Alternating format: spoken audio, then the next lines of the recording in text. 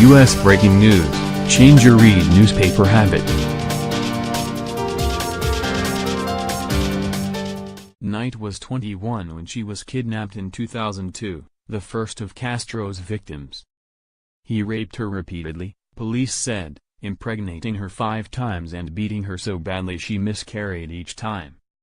Now 37, Knight says she no longer has nightmares about Castro, who hanged himself in prison not long after his arrest. But she still lives at the edge of despair.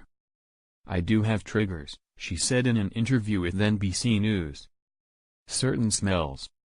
Light fixtures with chain pulls." Knight said the chain pulls remind her of the chains Castro used to bound her. She said Castro used to douse himself with Old Spice and Tommy Hilfiger colognes, so now she can't stand those scents.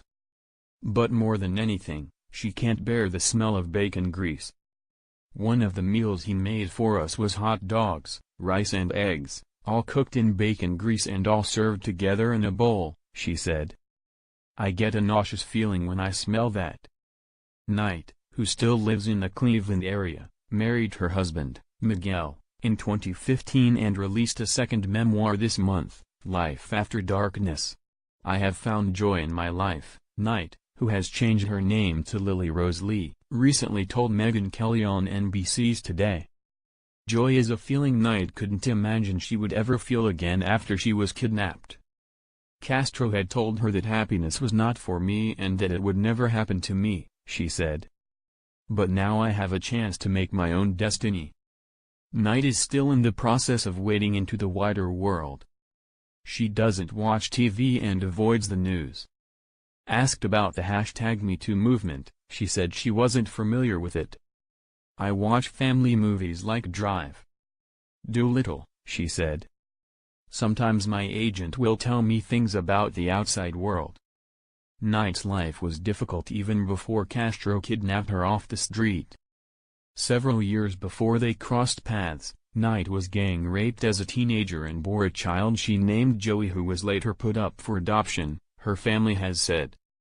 Knight was joined in captivity by 2 other women Castro kidnapped, Amanda Berry and Gina DeJesus. As police searched for the missing women, Castro subjected them to mind games like marking the anniversaries of their abductions by serving them cake.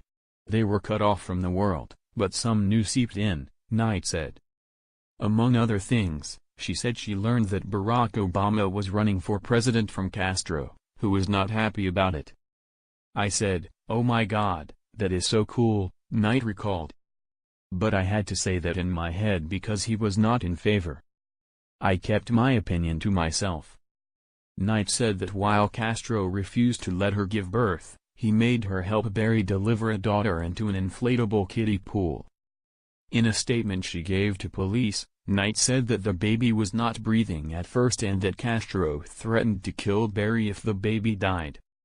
So she performed CPR on the infant, who revived and was named Jocelyn. Castro is believed to be the now 11-year-old child's father. It was Barry who led their escape from the shabby house on Seymour Avenue on May 6, 2013.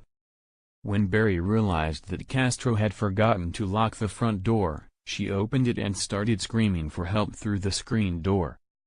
Shocked neighbors responded and kicked a hole through which Barry and her daughter escaped and called 911.